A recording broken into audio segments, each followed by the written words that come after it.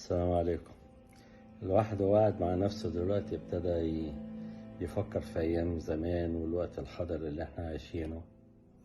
كان زمان لما كانت تيجي لقطة مش كويسة من فيلم، كنت أفتكر إن احنا كنا بنغمى عيوننا من كتر الكسوف أو الإحراج يعني وكده.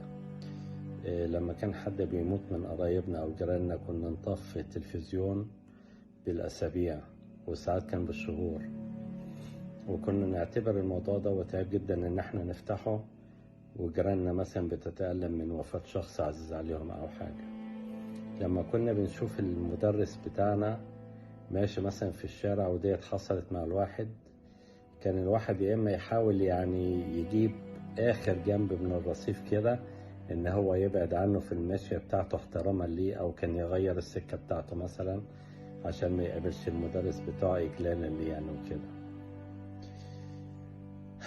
كانت أيام مصروفي وقتها أفتكر كان تقريبا 4 جنيه، وكان بيجيب كل حاجة الواحد نفسه فيها، معرفش إزاي، بس كان فعلا الفلوس فيها كانت فيها بركة كبيرة جدا جدا جدا يعني. أفتكر إن ما كانش فيه نت، ما كانش فيه يعني موبايلات، ما كانش فيه أي وسائل تواصل. يعني أنا كان ليا واحد صاحبي اسمه حسن كان معايا في كلية تجارة خارجية وإدارة أعمال، كان ساكن على بعد مني ب3 كيلو مثلا. كنت اخد الكتب بتاعتي عشان اروح اذاكر عنده وهو يجي يذاكر عندي، يعني في شبرا وكده، في شبرا مصر.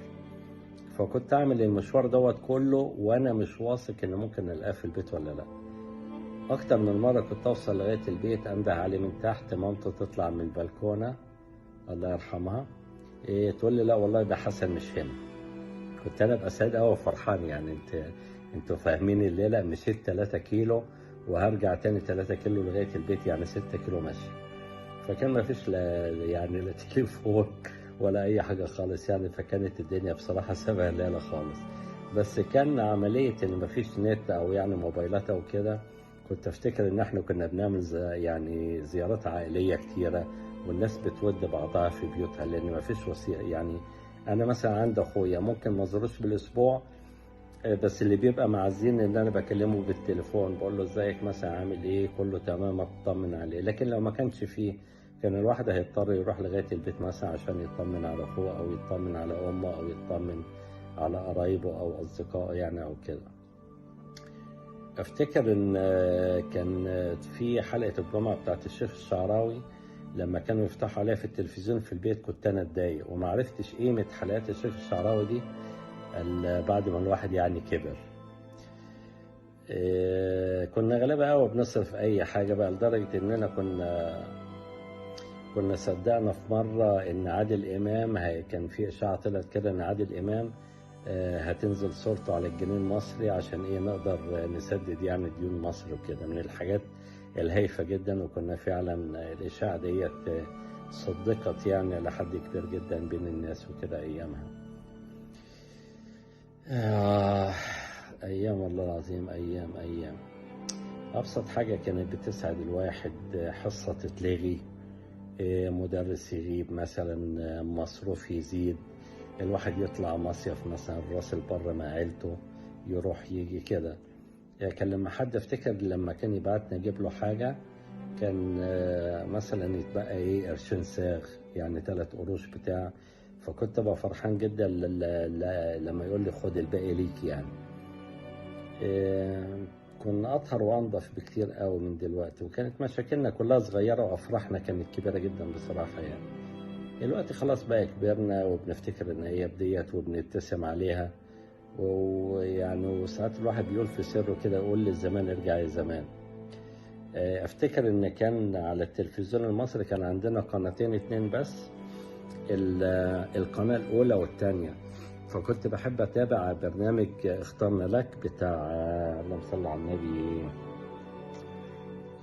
اسمها إيه، نجوى إبراهيم، وفريال صالح لو تفتكروها. فكنت أنا أقعد كان يوم الأربعاء كنت أنا أتني بقى كان أهم برنامج دوت بالنسبة لي أنا كطفل أو كعيل صغير يعني كده، برنامج اخترنا لك، لأن الواحد بقى هيشوف فيلم أجنبي وفيلم أكشن وبتاع وكده يعني. وكان في كنت أحب أسمع الصبح أوي على الراديو والواحد رايح المدرسة كده، اللي هي الحدوتة بتاعت أبلة فضيلة. فكانت أيام لذيذة وكانت الناس بسيطة. أفتكر في رمضان مثلا كانوا ساعات أهلي حتى يجهزوا فطار ونقعد نفطر مع بعض مثلا في الشارع بتاع. كان ساعات ما كانش فيه تلفزيونات أيامها، اللي قليلة جدا. كانت ممكن الست اللي قصادنا تنزل التلفزيون في الشارع مثلا ونقعد قدامه نتفرج. يعني كانت حياة والله بسيطة ولذيذة جدا. ما اعرفش انا عملت لكم الفيديو ده على الموضوع ده ليه، بس والله يعني حاجات كده جت في دماغي. يعني بقيت اعمل مقارنات بين اللي الواحد عاشه عشرات السنين اللي فاتت مثلا والجو اللي الواحد بيعيشه دلوقتي. الواحد مثلا بيبقى ساكن في عمارة مش عارف اصلا اسم جاره ايه، اللي فوقه اسمه ايه ولا اللي تحته اسمه ايه. احنا كنا في شبرا في الايام ديت كنا بنخبط على باب بعض عشان في البصل خلص من عند امي، فاسال الجاره مثلا لو عندك يعني بصله، لو عندك شويه رز شويه سكر. على ما امي مثلا كانت تروح السوق تجيب الحاجات ديت. فكانت الناس